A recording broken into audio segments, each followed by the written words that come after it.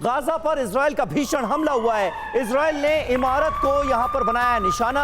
हमले के बाद ये पूरी इमारत ध्वस्त हो गई। हर तरफ आप देखिए यहां पर आग की लपटें उठती हुई नजर आ रही हैं। इजराइल की तरफ से इस हमले को अंजाम दिया गया। एक इमारत पूरी तरह से जमींदोज हो गई और हमले के बाद पूरी इमारत आग की लपटों से घिर गई।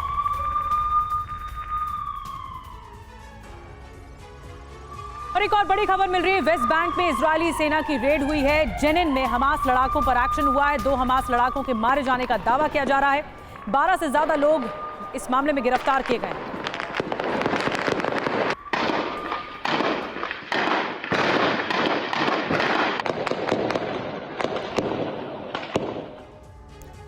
इस बीच बड़ी जानकारी मिल रही है, हमास लड़ाके को आईडीएफ ने पकड़ लिया है। आईडीएफ को देखकर भाग रहा था लड़ाका, लेकिन आईडीएफ की जद में यह लड़ाका आ गया है। अब इससे car garage network great, claim cover great, price wait वाह, प्राइस भी ग्रेट।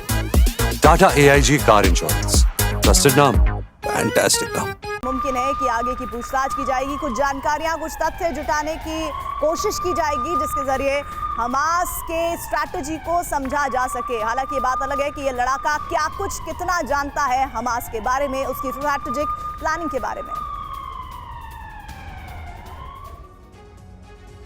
और इधर हमास ईरान के खिलाफ अमेरिका का एक्शन भी नजर आ रहा है। बता दें आपको, बड़ी खबर सामने आ रही है, हमास पर अमेरिका ने प्रतिबंध लगाए हैं। अमेरिका ने हमास की संपत्ति सीज की, हमास के निवेश वाली कंपनियों पर नजर बनाए हुए हैं। इस्लामिक जिहाद के खिलाफ भी अमेरिका का एक्शन नजर आ रहा है।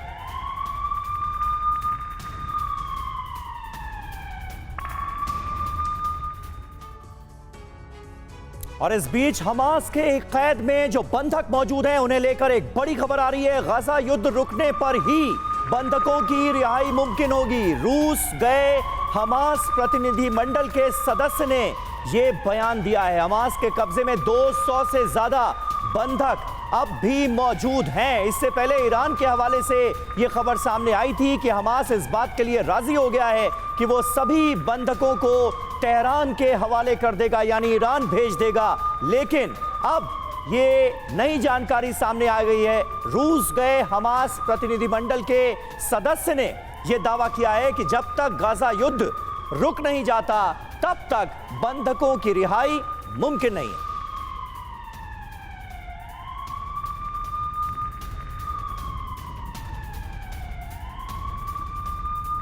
अब हम आपको बताने जा रहे हैं, पहले युद्ध विराम फिर रिहाई की बात क्या आखिर हो रहा है। बंधकों को लेकर हमास ने बड़ी धमकी दे डाली है। जब तक गाजा में युद्ध विराम नहीं, बंधकों की रिहाई नहीं होगी। पहले आईडीएफ हमले बंद करें, उसके बाद ही रिहाई होगी। रूस के दौरे पर गए हमास के सदस्य का बयान आया है।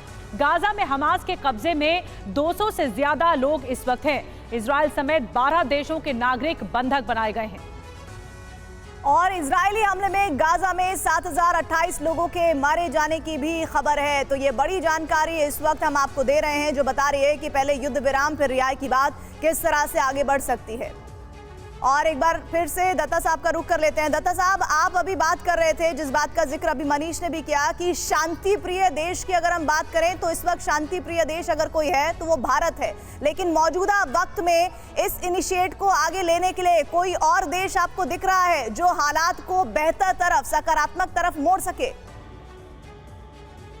देखिए, जिस तरह से भारत का स्टेटस और स्टेचर दोनों बढ़ा है और जिस तरह से हमारा जो नेशनल कैरेक्टर है देश का, वो ये बताता है कि भारत ने हमेशा शांति की बात की है। भारत, देखिए, किसी भी धड़े में भारत शामिल नहीं है, चाहे वो अमेरिकन सेंट्रिक वर्ल्ड ऑर्डर हो या वो साइनो सेंट्रिक वर्ल्ड ऑर्डर हो। तो भारत ने हमेशा जो अपना जो रवैया है वो रखा है और भारत ने हमेशा विश्व शांति के लिए अपने प्रयास किए हैं।